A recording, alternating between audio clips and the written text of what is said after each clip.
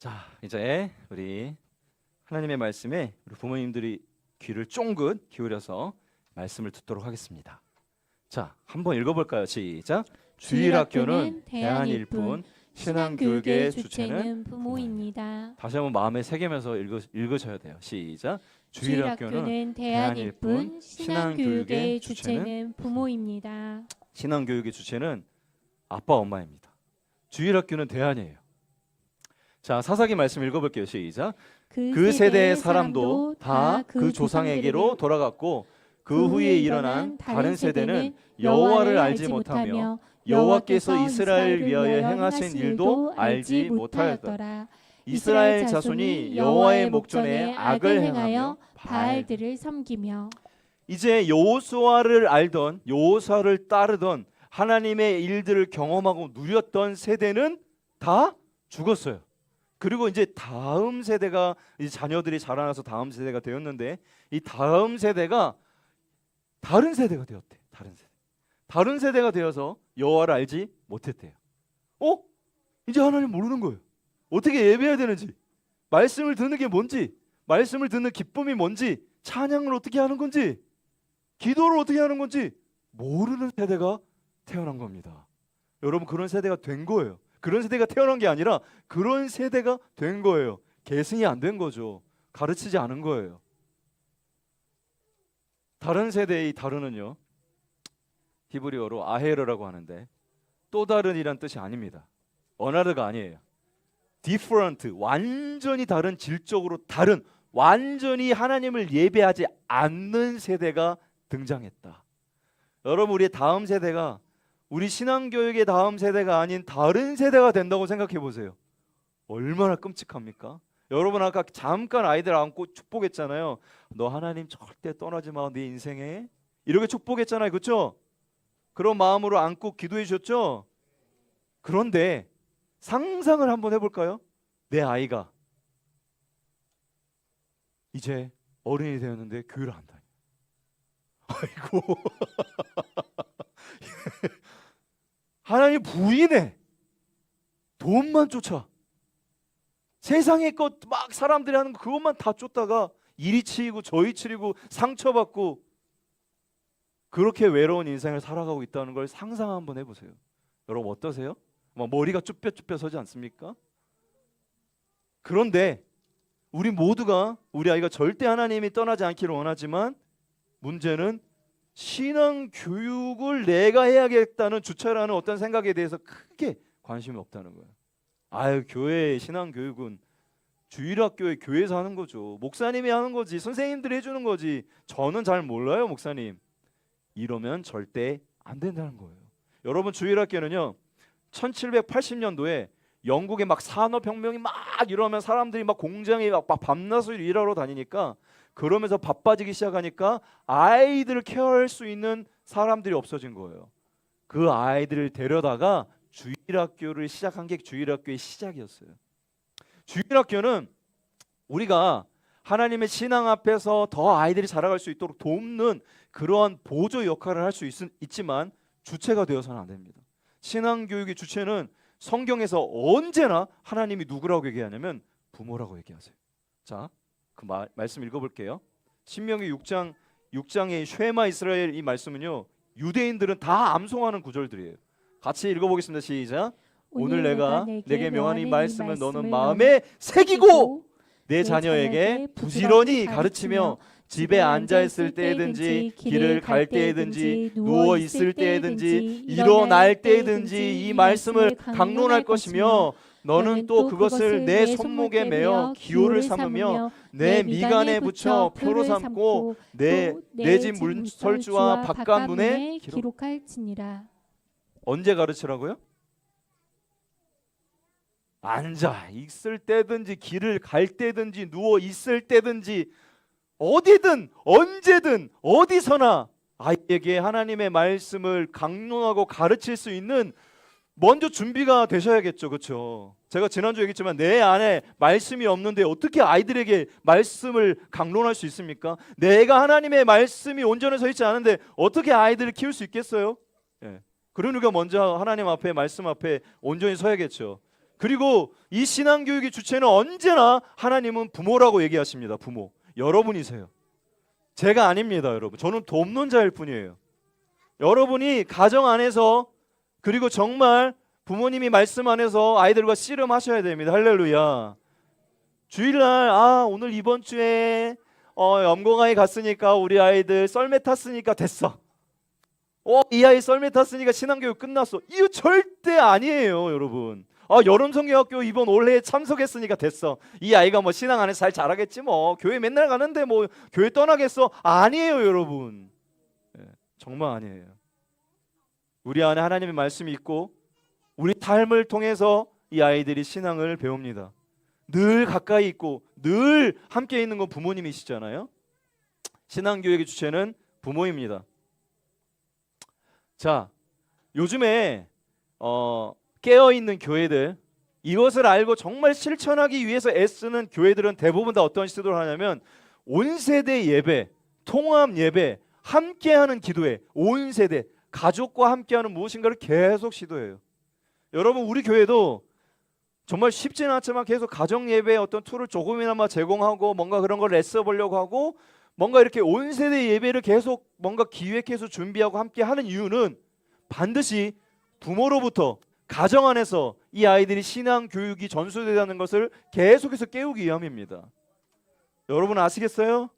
그래서 함께 선교하고 가족이 함께 선교하고 여러분 함께 동행 같이 나가고 행복한 동행 같이 나가고 이런 것들이 굉장히 중요해요. 함께 기도하는 거, 함께 예배하는 거 이런 것들이 굉장히 중요합니다.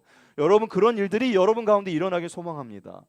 여러분 우리 교회에 올해 또 시작하는 게 있습니다. 뭐냐면 온 가족 금요 성령 기도회를 시작합니다. 이제 매달 마지막 주에 1시간 예배를 기억했어요. 우리가 너무 길어가지고 막 엄두를 못 내시는 것도 있고 아이들이 그 긴 시간을 견딜 수도 없잖아요. 그래서 찬양, 말씀, 기도 다 해서 1시간 예배하자 우리. 하지만 가족이 다 함께하는 예배하자. 물론 이제 이런 얘기하시면 우리 염고아이 부모님도 대부분 이제 아이들이 대부분 자는 시간이기 때문에 고민이 많이 되실 것 같긴 해요. 하지만 한 달에 한 번 고민하시지만 아이들이 오서 자더라도 이 예배 안에서 자고 아이들이 와서 정말 눈을 감더라도 이 말씀과 기도 안에서 함께 예배하는 이 시간들 우리가 한번 작정하고 기도했으면 좋겠습니다. 여러분 우리 영광아이 부모님도 많이 볼 수 있게 되길 축복합니다. 계속해서 함께 해야 돼요. 신앙교육의 부모는 주체는 정말 여러분이세요. 정말 이 안에서 여러분 마음을 깨우셔야 합니다. 맡기는 거 아니에요. 주일학교는 그냥 보조 역할일 뿐입니다. 두 번째 한번 읽어보겠습니다. 하나님은 사사를 세워서라도 나를 포기하지 않으십니다. 다시 한번 하나님은 사사를 세워서도 옆에 있는 분에게 당신을 포기하지 않으십니다. 네. 정말로 그렇습니다. 자, 말씀 읽어볼게요. 시작. 여호와께서 그들을 위하여 사사들을 세우실 때는 그 사사와 함께 하셨고 그 사사가 사는 날 동안에는 여호와께서 그들을 대적의 손에서 구원하셨으니 이는 그들이 대적의 압박과 괴롭게 함을 받아 슬피 부르짖음으로 여호와께서 뜻을 돌이키셨음이거늘. 사사기는요 암흑기라고 얘기합니다. 보통 성경을 가리킬 때 가장 타락했을 때 이스라엘 백성들이 하나님을 떠나서 가장 타락했을 때를 약간 사사기라고 얘기해요. 이 사사기의 패턴이 있습니다. 사이클이라고 하는데 타락해요. 하나님을 떠나요. 그러면 막 하나님 앞에 울부짖어요. 고통 가운데. 그러면 하나님이 그들의 기도를 들으시고 사사들을 보내세요. 12명의 사사가 사사기에 등장하는데 여러분이 잘 아는 사사들 누구 있습니까? 삼손. 바로 떠오르는 거 삼손이죠. 또 기드온. 뭐 그런 얘기들 앞으로 할 거예요. 뭐 기드온 뭐 에훗 여러분이 뭐 아는 뭐 여러 가지 뭐 온니엘 뭐 에훗 뭐 이런 뭐 드보라 이런 사사들이 계속 등장하잖아요. 이 사사들을 세우실 때 하나님이 그 사사와 함께하셔 그들을 구원하셨다. 이 사사기의 암흑 가운데 또 구원하시고 또 타락하고 또 하나님이 심판하시면 울부짖다가 다시 사사들을 보내시고 또 구원하시고 이게 계속 반복돼요. 하나님을 떠난 일들의 반복. 그 암흑기 이것을 사사기라고 합니다. 그런데 제가 말씀을 보면서 느낀 게 있었어요. 뭐냐면 하지만 이 사사기에 또 다른 우리가 생각할 수 있는 정말 그 큰 건 뭐냐? 하나님이 얼마나 나를 포기하지 않으시고 사랑하시는가.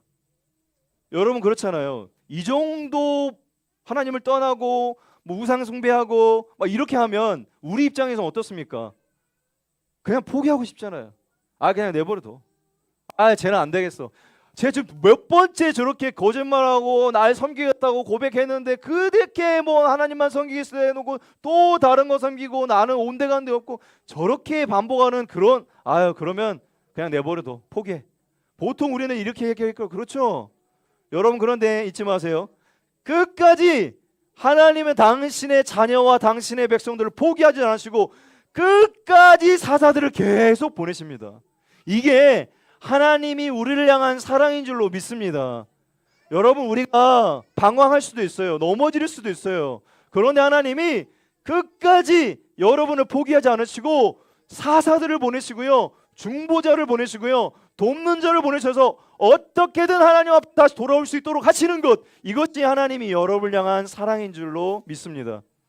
여러분 제일 무서운 게 뭔지 아세요? 이거예요. 제일 무서운 거 읽어봅시다. 시작.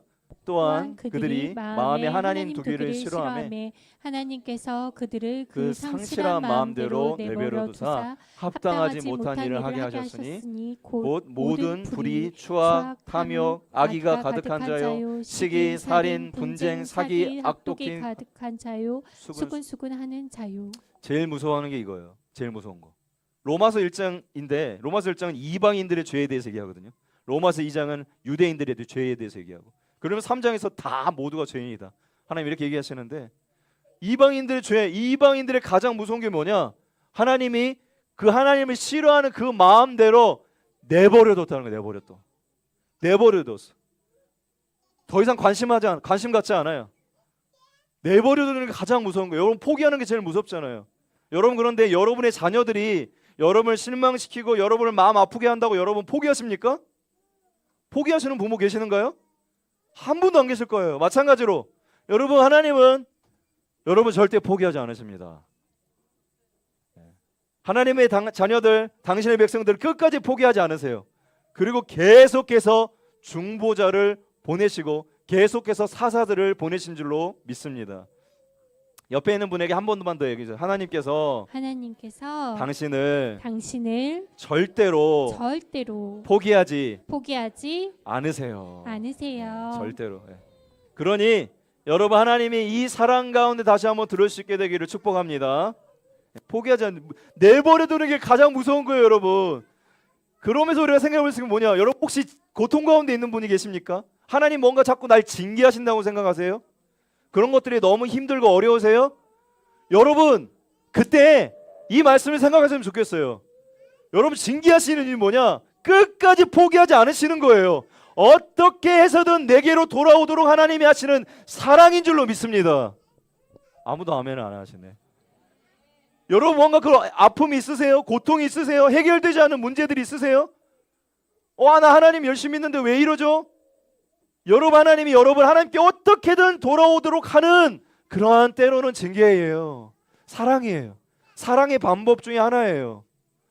내버려두는 게 여러분 그냥 막 살라고, 하나님 떠나서 그냥 막 살라고 내버려두는 게 가장 무서운 겁니다. 그런데 여러분 하나님 그렇게 하지 않으세요. 어떻게든 하나님 이 자리에 있으라고, 어떻게든 예배하는 자가 되게 하라고, 어떻게든 말씀 앞에 붙어 있으라고 때로는 사람을 보내시고요, 때로는 옆에 있는 누군가를 붙이시고요, 때로는 어떤 일들을 통해서 여러분을 계속 깨우세요.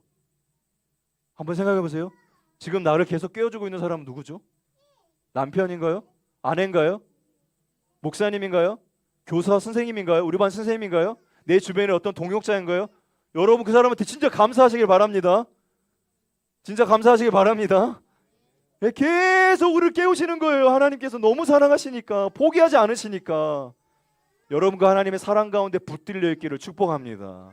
이게 은혜예요. 그게 사랑입니다. 하나님의 마음입니다. 여러분 그래서 하나님 끝까지 사사들을 계속 보내세요. 제가 오늘 말씀을 묵상하면서 가장 큰 감동은 뭐냐면, 하나님께서 늘 사사들을 보내셨던 것처럼 우리 가운데 완벽한 사사 예수 그리스도를 이 땅 가운데 보내셨다는 사실입니다. 주님은요 언제든지 여러분을 떠나지 않으십니다. 언제든지 여러분을 도우세요. 그분이 언제든지 여러분과 함께 하십니다. 그러니 우리가 사는 날 동안 우리가 주님과 함께 하기만 한다면 여호수아가 사는 날 동안 언제나 백성들이 하나님을 섬겼던 것처럼 여호수아 신약의 예수 그리스도가 우리가 언제 함께 하시기 때문에 우리가 그분과 함께 합니다만 우리가 반드시 하나님을 계속해서 예배하는 가정이 될 줄로 믿습니다. 주님을 끝까지 떠나지 않는 그런 가정 될 줄로 믿습니다. 우리 자녀들이 이 예수 그리스도를 붙잡는 믿음 가운데 자라갈 수 있도록 우리가 돕는다면 이 아이들이 반드시 하나님 앞에서 그 사는 날 동안 하나님을 예배하고 섬기는 귀한 자녀들이 될 수 있기를 축복합니다. 우리 같이 한번 기도할까요?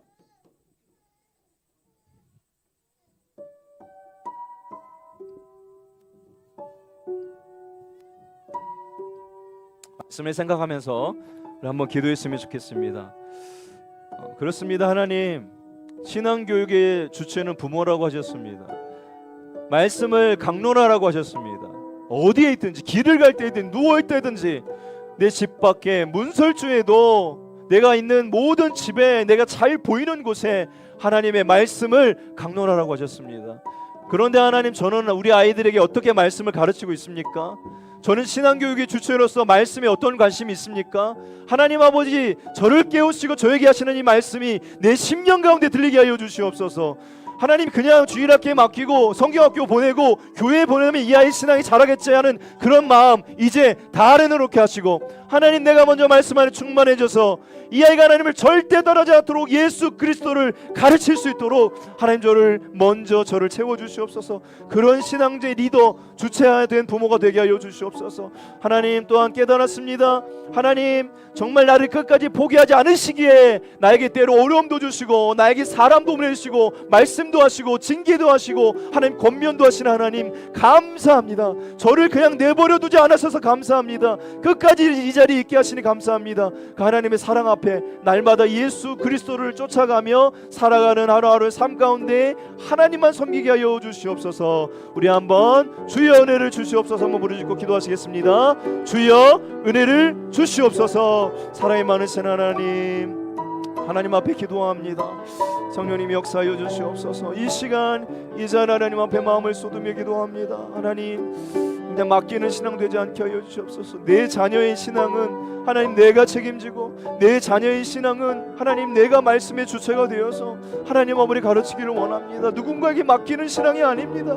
하나님, 정말 그렇기 위해 제가 하나님 앞에 깨어 있어야 합니다. 하나님 아버지, 하나님 이를 깨우게 하시는 주님, 내 안에 말씀이 충만하게 하여 주시옵소서. 기도하는 사람 되게 하여 주시옵소서. 예배하는 사람 되게 하여 주시옵소서. 내가 예배하지 않는데, 내가 말씀이 없는데 어떻게 자녀가 예배할 수 있겠습니까? 내가 하나님 앞에 서 있지 않은데 어떻게 자녀가 설 수 있겠습니까? 내가 하나님 앞에 기도하지 않는데 어떻게 자녀가 기도할 수 있겠습니까? 하나님 아버지, 하나님 우리를 깨워주시옵소서. 우리의 마음을 깨워주시옵소서. 하나님, 그냥 주일학교에 맡겨버리는 그런 신앙 교육되지 않게 하여 주시옵소서. 다른 세대가 되지 않게 하여 주시옵소서. 하나님, 이 아이가 하나님을 예배하는 다음 세대가 되게 하여 주시옵소서. 하나님 아버지, 나를 포기하시지 않으시 하나님 감사합니다. 하나님, 나를 계속 깨우시니 감사합니다. 사사들을 보내주시니 감사합니다. 예수 그리스도를 보내주시니 감사합니다. 하나님, 언제나 주님을 붙잡고 하나님 아버지 하나님 섬기는 삶 가운데에 날마다 주님을 붙잡고 살아가게 하시고, 나를 포기하시는 하나님의 사랑 가운데 하나님 깨달아서 주님을 꼭 붙잡고 하나님 아버지 승리하며 살아가는 하루하루 삶 살 수 있도록 주님 인도하시고 붙잡아 주시옵소서. 우리 한 번 더 기도할 때 오늘 이 자녀들을 붙들고 한번 기도하겠습니다. 이름을 불러가면서 사랑하는 도아나, 사랑하는 수리나, 엄마 아빠가 부족하지만 엄마 아빠의 말씀이 먼저 내게 있기를 소망하고 내가 너를 신앙으로 양육하기를 다짐하고 기도한다. 다음 세대가 꼭 되기를 소망한다. 하나님을 떠나지 않기를 소망한다. 다른 세대가 되지 않기를 원합니다. 내가 컸을 때 하나님을 떠나지 않기를 원한다. 먼저 엄마 아빠가 그렇게 살 수 있도록 너도 기도해다오 하는 마음으로 한번 아이들을 안고 기도하도록 기도하겠습니다. 사랑이 많으신 하나님, 이 아이의 이름을 주님 앞에 불러드리며 올려드립니다. 하나님, 제가 언젠가는 이 세상을 떠납니다. 언젠가는 이 아이가 제 품을 떠납니다. 평생 함께 있을 수 없습니다. 하나님, 그때 다른 세대가 되지 않게 하여 주옵소서. 여호와를 알지 못하는 그런 세대가 되지 않게 하여 주옵소서. 하나님을 부인하고 예배 가운데 떠나버리고 말씀이 없으면 기도할 줄 모르고 세상 사람들처럼 그냥 그렇게 살아가지 않게 하여 주옵소서. 하나님, 제가 품고 있는 우리 아이, 정말 하나님 그렇게 살아갈 수 있도록 도와주시옵소서. 하나님 마음 다해 기도합니다. 제가 너무 부족합니다. 하나님 그러니 제 안에 먼저 말씀을 채워주시옵소서. 주님 아버지 하나님 우리 아이들을 축복합니다. 기도합니다. 역사해 주시옵소서. 하나님을 섬기고 예배하는 예수 그리스도를 온전히 쫓아 사사가 있는 동안 하나님 아버지 예배했던 것처럼 주님을 온전히 쫓아 살아갈 때에 온전히 예배하는 인생 되게 하여 주시옵소서. 주님 붙잡아 주시옵소서.